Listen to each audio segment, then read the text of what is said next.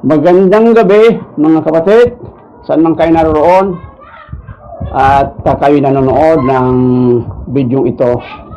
Ngayon ay June 11, Friday. Prayer meeting na naman natin mga kapatid. At ang ating dalangin ay hindi naman matatapos ang ating pananalangin sa Panginoon. Tuloy-tuloy tayo nananalangin sapagkat alam natin ng pananalangin ay paghatid natin ng mensahe para sa atin ng mga magkakapatid. At bukod doon, pagsunod sa ating Panginoon. At yun naman ang napakahalaga na may parating natin ang mensahe ng Diyos sa ganitong kaparaanan, sa video, kung kaya't ginagawa natin to. Kanina nga ay sabi ko kay Daniel ay commitment ito. Commitment ito na ginagawa namin kada Biyernes at ito naman ay magandang gawain sapagkat alam naman natin na obligasyon natin to bilang mga manggagawa sa ubasan ng Diyos. Tayo ay hindi nagsasawa. At ginagawa natin to ng by schedule Friday at taimtim nating idalangin ang mga pangailangan ng bawat isa. Mamaya idadalangin natin ang mga kahilingan ng mga kapatid, kalagayan. Idadalangin natin ang COVID-19 na ito ay magwakas na, sabi nga ni Duterte, ng ating presidente, na malapit na nating makita ang liwanag pag natapos ang tunnel. We can see the light after the tunnel. So, positive na pananaw yun at tayo mga mananampalataya, nakakaranas naman ng minsan panghihina, pero tuloy-tuloy lang. At yun din ang encouragement ko sa inyo lahat mga kapatid, kung kayo na nakikinig, na huwag nating entertain ang kahinaan, kawalan, kakulangan sa lahat ng bagay. Tuloy-tuloy lang tayo sapagkat ang Panginoon naman ay naririyan. At alam ko na bawat dalangin natin ay may nakahanda siyang katugunan. Hindi nga lang po natin alam kung kailan tutugunin ng Panginoon. Pero dapat aralan natin na ang tugon ng Panginoon ay palaging nakalaan para sa atin. Nakikinig po siya. At tayo po ay manalangin muna bago tayo dumako sa ating pag-aaral. Lord, maraming pong salamat at hiniling po namin sa puntong ito ang iyong banal na bendisyon sa amin ng aming gagawin na ito, Panginoon ng Diyos, ay tunay na makakapagbigay lugod sa iyong banal na pangalan. Patawarin mo kami, Panginoon, sa aming mga pagkakasala na nagagawa sa isip, sa salita at sa gawa. Kung kaya, Panginoon, hinihiling po namin ang iyong paglilinis sa amin. Lord, maraming pong salamat sa panahon ito at inidadalangin namin, Panginoon, ng aming mga tagapakinig, mga kapatiran at mga kaibigan ay naririyan po sila, Panginoon, upang makipag-aral sa amin, Panginoon. Marami pong salamat, Panginoon ng Diyos. At hindi po kami nagmamalaki ng aming pansariling kalakasan. Panginoon, gamitin mo kami, Panginoon, sa bagay na ito at sa aming prayer meeting, Panginoon. At ang lahat ng ito ay aming dinadalangin namin. Gaya na rin po, Panginoon, ang pandemya, idinadalangin din namin na wakasan mo na, Panginoon, ang bagay na ito, Panginoon. Na kami, Panginoon, nagninikluhod sa iyong harapan. Alam ko po, Panginoon, na ang hindi lang kami, kundi lahat ng mga mananampalataya sa buong Pilipinas ay gayon din ang nanyanais. Kung kaya, Panginoon, sa dalangin namin ito ngayong gabi, ay ipinaparating namin sa iyo, Panginoon namin Diyos, na ikaw ang maglilinis sa aming kapaligiran at kami ay makakilos ng normal gaya ng dati, Panginoon. Marami pong salamat, Panginoon. At ang lahat ng ito ay aking idinadalangin at pinapasalamatan sa pangalan ng Panginoong Kristo. Amen. So ngayong gabi, ang ating pag-aaralan ay kalooban ng Diyos. The will of God. The will of God.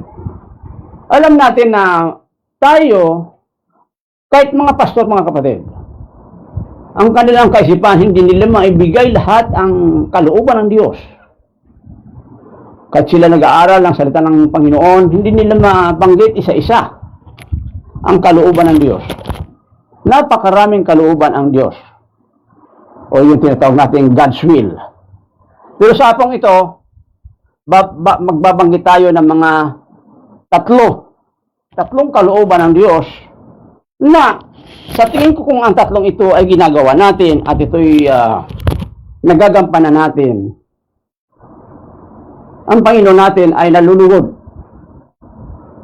Importante na sa ginagawa natin, mabigyan natin ng kapurihan ang Panginoon natin sapagkat iyan po ang pinaka mahalaga.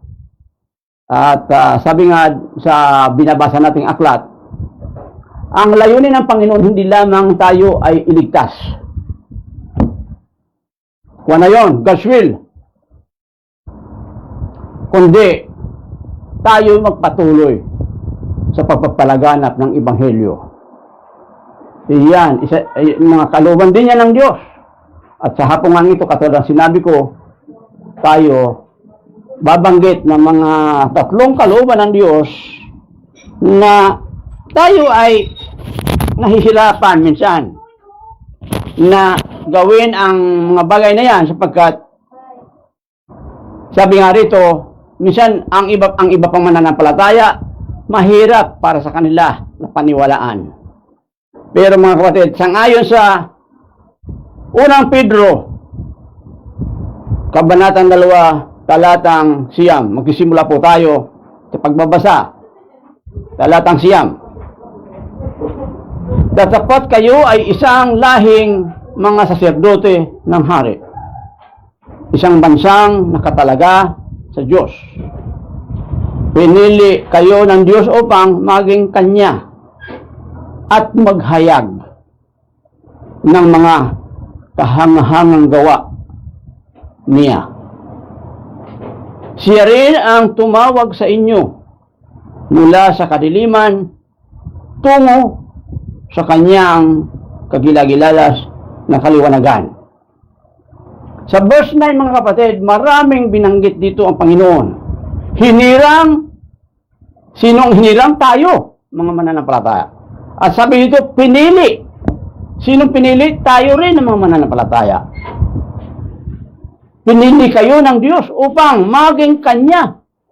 Alam niyo mga kapatid, ito ay mabigat na katotohanan na dapat po natin paniwalaan na nung tayo ay maging mananampalataya, tayo ay pinili ng Diyos upang maging Kanya. Anong Kanya? Kanyang pamilya ang ibig sabihin. Pamilya tayo ng Diyos. Makuha yan mga kapatid. Mabigat na katotohanan, pero dapat nating paniwalaan. Yan ang sinasabi ng Biblia. Ang sabi nga natin, kung sinasabi ng Biblia, if the Bible speak about it, we must speak about it. Sabi ng Bible. Sabi natin, na sinasabi ng Biblia, kaya naman tayo ay mouthpiece. Yan ang papel ng mga papel ng mga pastor, Yan ang papel ng mga propeta noong unang panahon, mga apostol, ganun din. Kung kaya't sinasabi natin ngayon, sabi dito, pinilit tayo ng Diyos upang maghayag ng mga kagilagilalas, kahangahangang gawa niya. Hindi ako mga kapatid na-amaze o nagkakaroon ng nagigilalas ako pag iniisip ko ng malalim. Alam niyo mga kapatid, nangyari yan sa mangyari ang mga kabataan ngayon marahil hindi na makakasakay dito. Pero nangyari yan nung nagkaroon tayo ng exploration na tinatawag sa buwan. Hindi ko matandaan din ang taon, pero ang sabi ng mga scientifico, nag-aral sila at ang sabi pa nga ay ang ginamit nilang sasakyan, ang bagay na ginamit nila sa buwan ay gawa ng Pilipino. At ang sabi ng mga scientifico na nag-aral mga kapatid, makapal ang alikabok doon sa buwan. Yan ay binatay nila sa kanilang analysis sa ating mga tahanan. Kapag hindi ka nagwalis sa mga pasamano ng ating mga bintana, kumakapal ang mga alikabok. At ganoon ang kanilang concept. Kaya sila gumawa ng bagay na lalanding doon sa buwan, mahaba ang mga paa ng bagay. Parang kadang-kadang na nilalaro natin nung tayo mga bata pa. Pagdating nila ng buwan mga kapatid at lumanding ang sasakyan, manipis mga kapatid ang alikabok.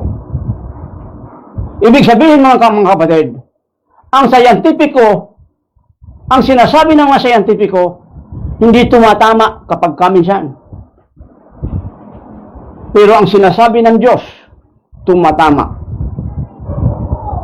Ako'y naniniwala na ang mga planeta sa sangkataasan ay sumusunod sa command ng Diyos.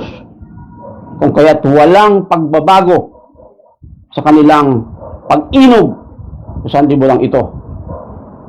Yan ang sabi sa Colossians chapter 1. Kontrolado yan ng Diyos lahat. Ultimo ang mga planeta, ultimo ang mga bituin, ang init ng araw ay kontrolado nasa kamay ng Diyos. At hindi yan nawawala ang init ng araw. Constant yan, tuloy-tuloy, nasusustain ng Diyos. Ang sabi dito, ihayag natin ang lahat ng yan sapagkat yan ang katotohanan. Ang lahat ng bagay sa mundong ito ay kontrolado ng Diyos. Ibig sabihin, alamin natin kung sino tayo. Kalooban ng Panginoon yan. Number 1. Alamin natin kung sino tayo. Ang sabi dito, pinili,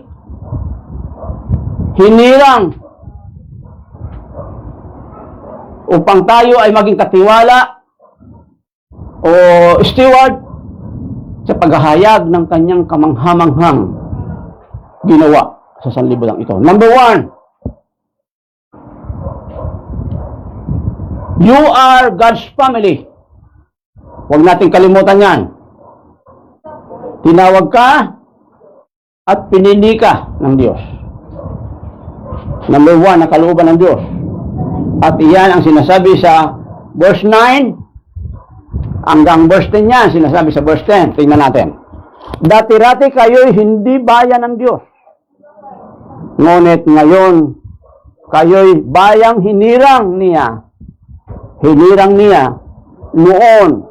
Pinagkaitan kayo ng habag, ngunit ngayon, sumainyo ang kanyang awa.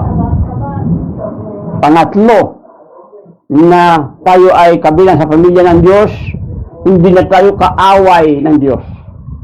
Magandang kalooban niya ng Diyos. Magandang katotohanan niya na malaman natin. Hindi na tayo kaaway ng Diyos. Tayo, ang sabi sa ibang talata, sa ibang bahagi ng kasulatan, tayo'y kaibigan na ng Diyos. Magandang malaman natin yan na tayo gumagawa pabor sa Diyos. At yun ay tinatanggap ng Diyos sapagkat tayo ay kapamilya niya. Hindi tayo bumibitaw katulad ni Judas, nagkunwari na siya ay alagad. Sa bandang huli, ipinagkanulo niya. Ibininta niya ang Diyos. Si Kristo Diyos, ibininta niya ng 30 pieces of silver. Kung kaya mga kapatid, tatlong katotohanan sa unang bahagi ng ating pag-aaral na tayo ay pamilya ng Diyos. Know who you are God's family. Number 2, ang sabi ng Panginoon sa verse 11 at saka sa 12.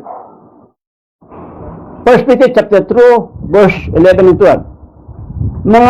Mga pinakamamahal, ipinamamanhik ko sa inyo bilang mga dayuhan nakikipamayan sa daigdig na ito. Talikdan ninyo ang masasamang hilig ng katawan na naghihimagsik laban sa Diyos. Mamuhay kayo ng maayos sa gitna ng mga walang pananampalataya, kahit na pinaparatangan nila kayo bilang masasama. Magpupuri sila sa Diyos sa araw ng kanyang pagdating kapag nakita na nila ang kanyang mabubuting gawa. Ang sabi dito, kalooban uli ng Diyos, pangalawang kalooban ng Diyos, abstain from fleshly lust. Huwag na nating gawin ang mga bagay-bagay na tumutukoy sa ating mga pangangatawan. Katulad lang ng mga bisyo. Mga kapatid, ang bisyo ay umaalipin yan sa tao. May mga tao na tumanda na lang, hindi pa rin lumalayo sa kanilang bisyo. Kaya naman ang kanilang mga pamilya ay nagsasuffer. At iyan mga kapatid, pangalawang kalooban ng Diyos, pangalawang God's will, na sinasabi natin, abstain. Lumayo tayo sa mga fleshly lust. Sabi dito sa verse 11 and 12. Sa pangatlo mga kapatid, tingnan natin sa talatang 13 at 17. Sa 13, alang-alang sa Panginoon, pasakop kayo. Pasakop. Mahalaga yan, kalooban niya ng Panginoon. Na tayo ay pasakop. Yan ang problema natin ngayon. Ayaw natin pasakop sa pulis, sa barangay, sa gobyerno, kung kaya tayo ando doon ang paghihimagsik. Ang sabi dito, alang-alang sa Panginoon, pasakop kayo sa lahat ng mga kapangyarihan sa bayan, sa emperador, sa pinakamataas na kapangyarihan, at sa mga gobernador na sinugo niya upang magparusa sa mga gumagawa ng masama at magparangal sa mga gumagawa ng matuwid. 15, sapagkat ang Diyos na pabulaanan ng inyong wastong pamumuhay ang sinasabi nila ng hindi hangal dahil sa kanilang mga kamangmangan. Alam mo mga kapatid, ang buhay ng hindi naniniwala sa Diyos ay sabi dito na pagbintang, mapaghusga. Kaya dito mga kapatid, sabi dito, we have to submit to the state sa ating gobyerno. Ano naman, pastor, kung ang pinapatupad ng gobyerno ay mali, susunod ba ako? Ay iba na yan. Persecution na yan. Kapag kang pinapatupad na mali, sinunod natin at tayo umaayaw, persecution sa mga mananampalataya yan. Sapagkat hindi tayo sumusunod kapag mali. Minsan ang tao ay nalilinlang. Kunyari, mabuti, pero sa bandang huli, lulukuhin ka lang. Manluluko. O kaya huwag po tayo palilinlang sa mga taong katulad niyan. Sabi sa 15, sapagkat ibig ng Diyos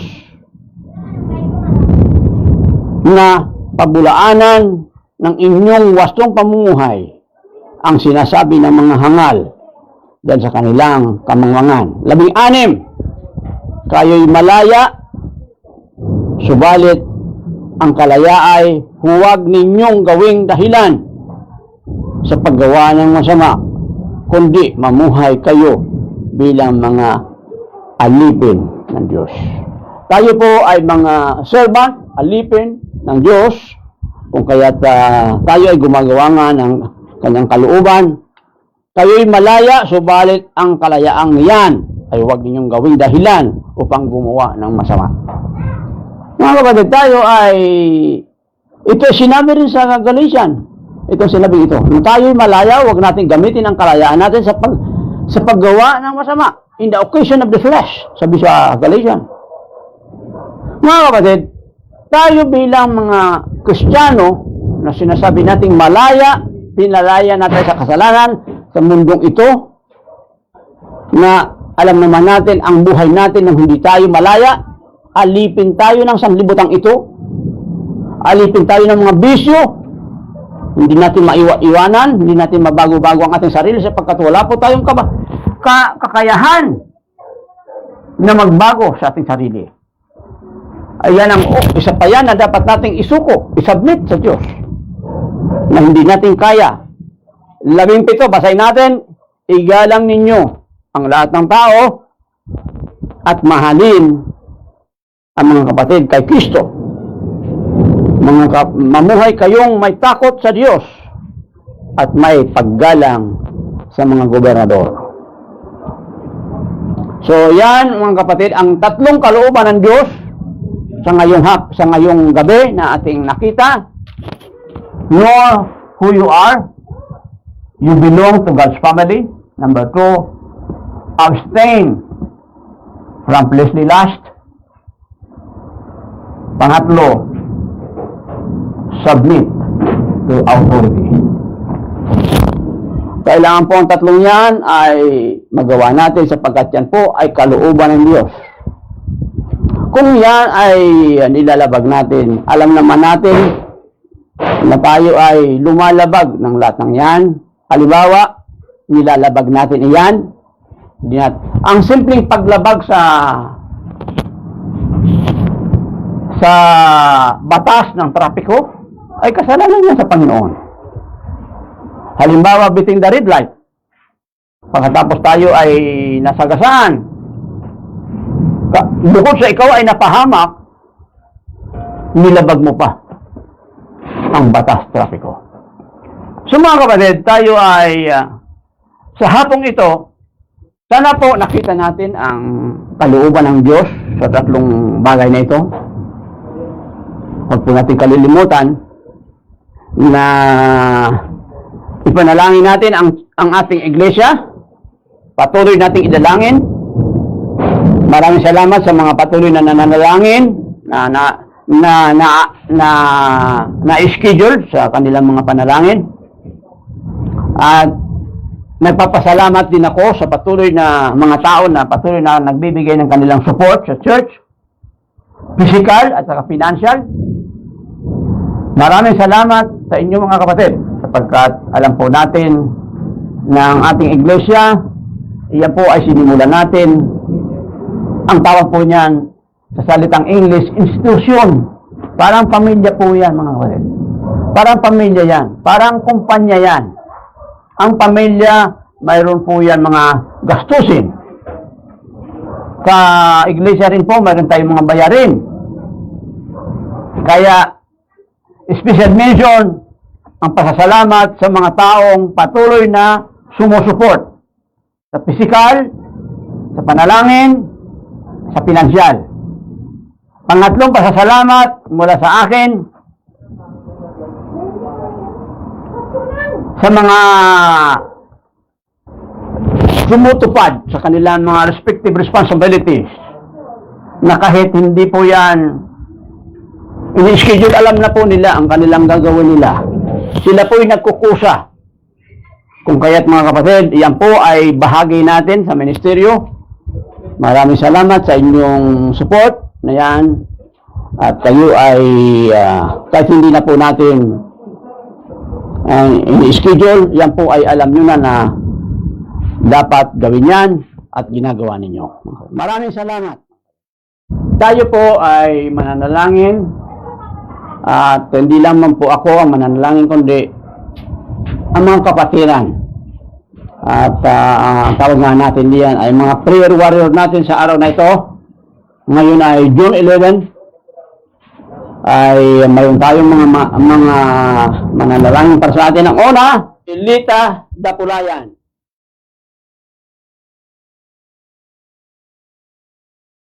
Magandang gabi sa ating lahat. Higit sa lahat sa ating Panginoon.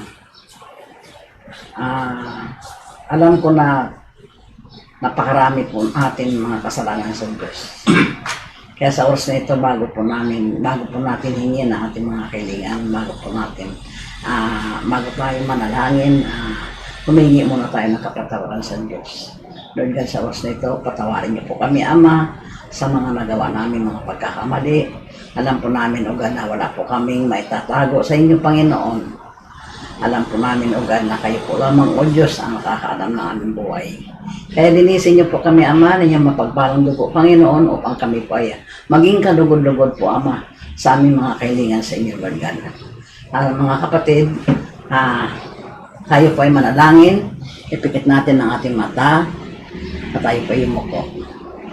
Lord God, sa oras na ito, Panginoon, muli po kami, Ama, lumalapit sa inyo, O God, upang amin pong itaas sa inyo, Panginoon, kung amin church, Panginoon, tunay, O God, na alam po namin, O God, na kayo po amang aming kasama, Panginoon, ko sa lahat ng oras, Lord God. Hiniling po namin na sa oras na ito, hipuin niyo po, Ama, ang lahat ng mga leaders sa church, Panginoon, sa discipleship, sa cell group, Panginoon, lahat ng leaders, Panginoon. Ikaw po, O Diyos, ang siyang humipo sa kanila at ingatan niyo po sila, Ama. Sila po ay basbasan niyo po, Ama, upang sila po ay maglingkod ng tapat at maglingkod ng naayon lamang sa inyo, Panginoon. Hipuin niyo po ang bawat isa ng mga leaders, Panginoon ko, sa church. At ingatan niyo po sila, Panginoon ko, lahat, Panginoon ko, na sila pa ay maging tapat sa inyo maglingkod, Panginoon. Ganon din po, Lord God, tinataas ko rin po, Ama, sa inyo ang mga leaders ng mga pastor, Panginoon, tunay, O God, na alam po namin, O God, na kayo po lamang, O Diyos, ang nakakaalam. Pinataas po namin sa inyo si Pastor, Panginoon ko. Ikaw po, O Diyos, ang patuloy maghari sa kanya. Ingatan niyo po siya, Ama, sa lahat ng oras. Patuloy mo po si Pastor bigyan ng kalakasan at kalusugan, Panginoon. Maging po sa lahat ng pastor, Panginoon ko. Lord God, dalangin ko po, Ama, na ang bawat isa ng lahat ng mga pastor sa buong Pilipinas, Panginoon ko, ay muli ko po, Ama, itinataas sa inyo na sila po ay patuloy mo pong gabayan, ingatan sa lahat ng oras, patuloy mo po silang hipuin upang sila po ay maglingkod ng ayon lamang sa inyo, Panginoon. Napakabuti niyo po, Ama, kaya ang bawat isa ng mga pastor, Panginoon ko, itinataas ko po, Ama, sa inyo na sila po ay gabayan niyo po, Ama, sa kanilang paglilingkod, Panginoon ko, sa inyo, Lord God. Hiniling ko rin po, Ama, sa inyo na itinataas ko rin po, Ama, sa inyo ang mga leaders ng dito sa lugar na ito, Panginoon ko, sa Angono Hugad. Hipuin niyo po, Ama, ingatan niyo po, Ama, ang aming kapitan, ang aming mga mayor, Panginoon. Ikaw po, O Diyos, ang siya maghari sa kanila at ang lahat ng kanilang mga leaders nila, Panginoon. Ikaw rin po, O Diyos, ang siyang maghipo sa kanila upang sila po ay at tapat na maglingkod sa inyo, Panginoon ko po. Ikaw po, O Diyos, ang siyang maghari sa bawat isa ng mga naglilingkod sa lugar na ito, Panginoon, upang ang aming lugar, Panginoon ko po, ay magkaroon po, Ama, ng kapayapaan ng dahil sa inyo, Panginoon. Ikaw po, O Diyos, ang siyang humipo sa bawat isa sa kanila, Panginoon. Maging po sa leaders ng lahat ng buong bansa, Panginoon ko, higit sa lahat ang aming presidente, Panginoon ko, Lord God. Ipinagkakatiwala din po namin sa inyo na kayo po, O Diyos, ang siyang humipo kay Duterte, Panginoon, at ingatan niyo po siya, Ama, at hipuin niyo po si Duterte upang siya po ay maglingkod ng naayon lamang sa inyo. Hipuin niyo po, Ama, ang aming presidente, Panginoon ko, upang lumapit sa inyo ng lubusan at siya po ay magkaroon po, Ama, ng kapayapaan ng buhay niya ng dahil sa kanyang ginagawa sa buong Pilipinas, Panginoon. Ikaw po, O Diyos, ang siya maghari kay Duterte, O God. Napakabuti niyo po, Ama, kaya kami po ay lumalapit sa inyo sapagkat kami po ay wala po kami magagawa kung kami po hiwalay sa inyo, Panginoon. Kaya ang bawat isa na aking nababanggit, Panginoon ko po, ay patuloy niyo pong ingatan, patuloy niyo pong gabayan, at patuloy mo po silang hipuin upang sila po ay maglingkod na ayon lamang sa inyo, Panginoon. Sa oras nito, Lord God, muli po namin, Ama, ay pinapasalamatan sa inyo ang lahat ng aming mga kahilingan, Lord God. Alam po namin, Panginoon, kayo po lamang, O Diyos, ang nakakabatid sa aming mga ginagawa, Panginoon. Kaya maraming salamat muli, O God, at binabalik po namin ang lahat ng papuri sa inyo. At alam po namin, Panginoon, ikaw po lamang, O Diyos, ang siyang tutugon sa aming mga kahilingan na ito, Panginoon. Maraming salamat muli, O God, sa oras na ito. Binabalik ko po ang lahat ng papuri. Pasalamat sa matamis na pangalan ng aming Panginoon Hesus. Ito po ang aking samot dalangin. Amen and amen. Sunod uli ay si Daniel Artanga.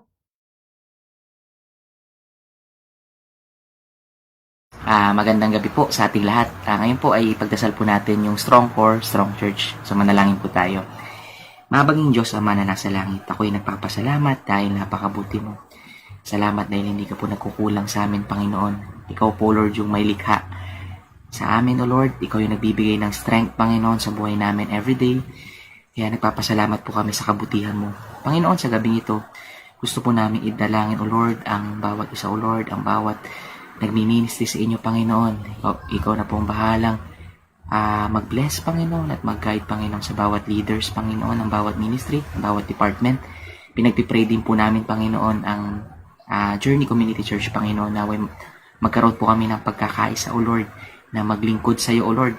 Hindi lamang po tuwing prayer meeting or tuwing Sunday service, kundi everyday po, Panginoon. Lagi po kaming connected sa iyo, Panginoon.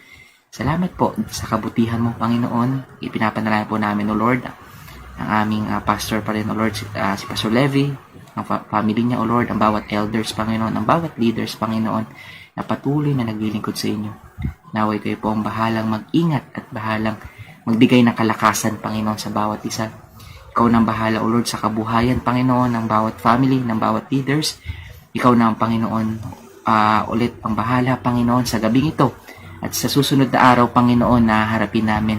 Naway, bigyan mo kami ng lakas, Panginoon. Tulungan mo kami, O Lord, na mapagtagumpayan ng buhay na ito, O Lord, ang pang-araw-araw naming buhay, Panginoon. Buhay spiritual, Panginoon. Gusto po naming ibigay sa iyo ang lahat-lahat ng aming talent, Panginoon, ng aming ang aming pagsiserve sa inyo, O Lord. Gusto po namin ibigay, O Lord, ang 100%, O Lord, na paglilingkod sa iyo, Panginoon. Salamat po, Panginoon, sa gabing ito. Darasal ko po ang mga nanonood ngayon. Ganun din po, Lord, ang mga nagdarasal po ngayong gabi, Panginoon, sa mga oras na to. Sa pangalan ni Jesus. Amen. Ang kasunod niya ay si Ariel Cortez.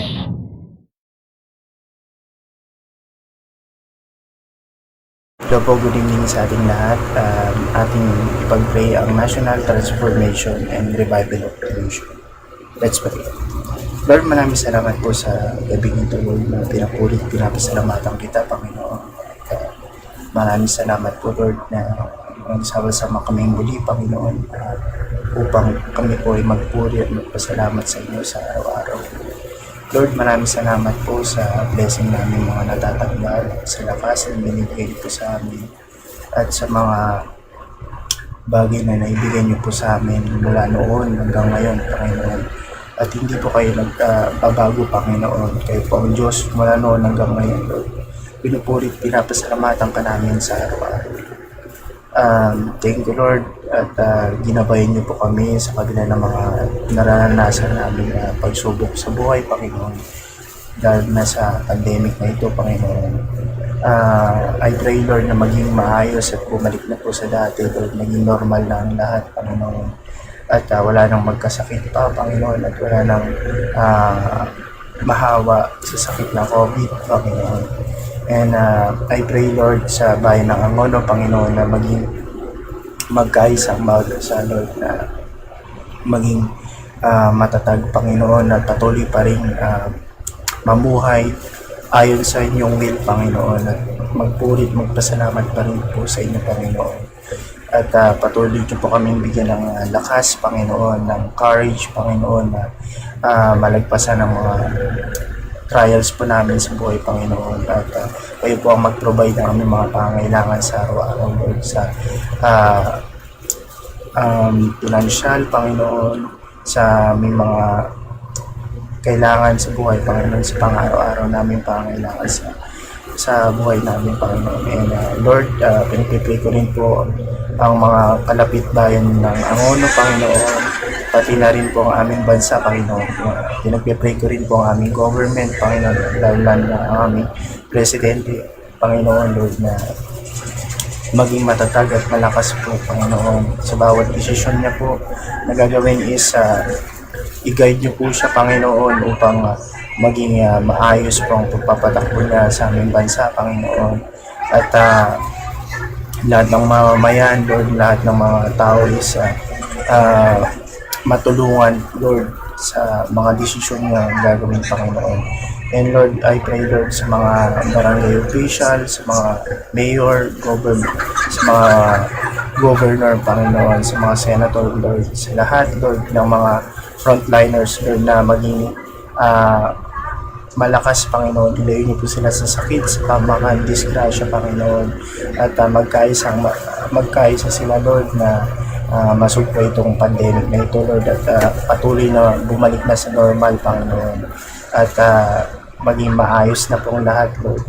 And makabalik na rin po ang mga gawain po namin sa araw-araw sa church, Lord, na magkaroon na rin ng physical, Lord, na hindi lang sa online, Panginoon, at patuloy ka namin papuri at pasalamatan pa rin, Panginoon. Lord, pinagpipray ko rin po ang mga ministry, Lord, lalo na sa mga small group, sa discipleship, Lord, na patuloy pa rin itong lumago pa rin ang bawat isa, Panginoon, na patuloy kang papuri at pasalamatan, patuloy pa rin pag-aaralan ng mga salita, Panginoon, at isabuhay ito, Panginoon. At araw-araw namin gamitin ito sa pang-araw-araw namin ginagawa, Panginoon, at isabuhay ang mga salita, Panginoon. Hindi lang basta binabasa, Lord, ay aming sinasa puso at ginagawa, Lord, sa araw-araw, Lord.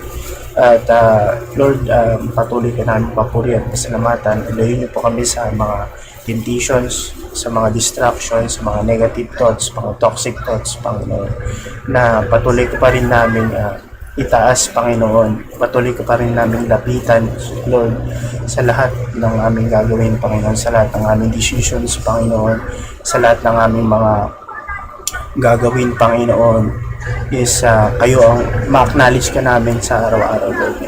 Lord, sa kabila ng lahat, Lord, na nangyayari, Lord, is patuloy ka namin pinapasalamatan, Lord, sa lahat, Lord, sa blessing, sa lakas na may natatanggap. At nagpapasalamat kami dahil naging malakas pa rin po kami sa kabila ng mga kumakalat na sakit, Panginoon. At patuloy ka namin papuri at pasalamatan, Panginoon, sa araw-araw. Napakabuti niyo po, Panginoon, at pinupuri at pinapasalamatan ka namin sa araw-araw, Lord. Maraming salamat po. Bless niyo po ang bawat pamilya namin, Lord, ang mga kamag-anak namin sa malalayong lugar, Lord, at sa ibang bansa rin, Lord. Kabayan niyo po silang lahat, Panginoon. At sa bawat leaders sa lahat, Lord, sa mga pastors, sa mga churches, Lord, na patuloy pa rin magpuri at magpasalamat, Lord, sa inyo, Panginoon. At huwag magsawang magpuri, Lord, at sama-sama maglingkod sa inyo sa araw-araw, Lord.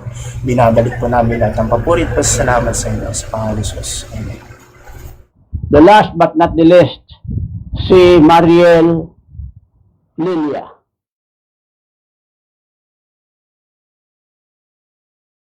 Good evening po. So this time naman ay samahan niyo po ako na ipag-pray ang financial breakthrough ng bawat isa. Let's pray po. Yes, dear Lord, Heavenly Father, we thank you, Panginoon, for this night na pinagsama-sama niyo po kami para po maipag-pray ang bawat isa. Lord, salamat po sa lahat ng blessings love, grace, forgiveness, patuloy niyo pong pinagkakaloob sa amin. Lalong-lalo na, Lord God, yung financial, Panginoon, na although pandemic, Panginoon, marami pa rin sa amin ay may mga kabuhayan, Lord God, never kami nagutom, Panginoon, dahil kayo po yung nagpo-provide ng lahat ng needs namin sa araw-araw. Lord God, we are continually praying, Panginoon, unang-una sa mga kapatid namin, Lord God, na may business, malaki man po or maliit, Panginoon, nawa ikaw yung mag-manage, Panginoon, ng business na to, Lord God. Kayo po yung mag-provide ng wisdom, ng strategies, ng techniques, Panginoon, para lalo pa itong lumaki, lalo pa itong lumago, Lord God, and itong business na to ay mag-glorify, Panginoon, ang inyong pangalan, Father God. Lord God, pinagpipray din po namin sa inyo yung opportunities, Panginoon, para sa mga kasama namin, Panginoon, sa kanilang work, Lord God, most especially, Lord, sa mga naghahanap po ng trabaho, Panginoon, i-provide niyo po unang-una yung mga pangangailangan nila sa kanilang application, gayon din, Panginoon, sa knowledge and wisdom, sa skill na kakailanganin nila, Father God. Gayon din sa mga naghihintay for promotion, Panginoon, bless them with a good decision making, Panginoon, kung tatanggapin nila to or hindi, Panginoon, Lord. And nawa kahit anong maging decision nila ay mag-glorify ka nila, Panginoon. Lord, we are also praying, Panginoon, for all opportunities that may knock on our door, Panginoon, Lord God. Nawa yung mga blessings na patuloy niyo pong pinagkakaloob sa amin, mga finances, Panginoon, money, or kahit anong form pa ng blessings to, Lord God, nawa ay ma-share namin sa iba, Panginoon. Kaya then, we also praying for our country. Panginoon, kayo po yung mag-provide ng lahat ng pangangailangan ng bawat isa, most especially ngayong pandemic, Panginoon. Nawa ay wag mo pong pabayaan, Lord God. Alam namin na hindi mo po pababayaan ang iyong mga anak, Panginoon. Kayo po yung manguna, maghari at maging sentro ng buhay ng bawat isa. Ito lamang po ang aming salamat dalangin sa matamis sa pangalan ni Jesus. Lord, marami pong salamat sa mga prayer warriors sa gabing ito. Maraming salamat sa kanilang pag-uukol ng kanilang panahon sa pananalangin. Panginoon namin Diyos, ang laman ng kanilang mga puso ay sinasabi mo nga, Panginoon, na tinatanggap mo kung ano ang aming mga idaraig sa iyo. Lord, sa gabing ito, pakinggan mo ang aming mga dalangin, ang mga dalangin ng mga prayer warrior, Panginoon ng Diyos. At sa pamamagitan ng Santong Espiritu na siyang gagabay sa bawat isa sa amin. Advance man yan o late man yan ng konti. Iyan po, Panginoon, ay tama sa panahon. Panginoon, maraming pong salamat sapagkat ang pagnanais na maglingkod kami ng sama-sama sa Panginoon. Sa iyo, Panginoon. Marami pong salamat. At ikaw na po, Panginoon, ang patuloy na maglinis sa aming iglesia. Ang ibig kong sabihin, Panginoon, ay mga tao na nagbabalat kayo, mapagbalat kayo, hindi honest sa kanilang ginagawa, Lord. Sila ay dinideceive nila ang mga tao sa paniniwala upang sunod nila sa kanilang kagustuhan. Panginoon, kayo na po, Panginoon, ang bahala sa mga taong katulad niyan. Subalit, ang sabi mo nga, Panginoon, sa amin, lumayo kami sa anumang bugso ng sanlibutan ito. Fleshly lust. Kung kaya, Panginoon, dinadalangin namin ang bagay na yan, na sa kabila ng aming pagpupunyagin ito, Panginoon ng Diyos. Alam mo, Panginoon, kung ano ang aming buhay, bawat isa. At idinadalangin namin sa gabing ito, ang pamumuhay namin na kami ay makapagbigay lugod sana sa iyong banal na pangalan. Kung kaya't kailangan po namin magpakabanal, gumawa ng tama, at maging honest kung anong sinasabi namin sa aming sarili. Lord, inadalangin namin ang aming iglesia na patuloy mong ingatan sa mga taong nais gumawa ng masama. At Lord, ang mga kagamitan namin doon, Panginoon, proteksyonan mo, Panginoon, nang magamit namin sa aming pagbubukas muli, Panginoon. Lord, inadalangin namin ang pandemya, ang COVID-19. Lord, na ito'y wawakasan mo na sa nalalapit na panahon. Kayo na po, Panginoon, ang bahala na manguna sa bawat isa. Ngayong panahon ng tag-ulan, Panginoon ng Diyos, ilayo mo ang bawat isa sa karamdaman. At Panginoon ng Diyos, iyan po, Panginoon, ang laman ng aming mga puso sa gabing ito. At ang lahat ng iyan, inilalaman namin sa pangalan ng Panginoon sa Kristo.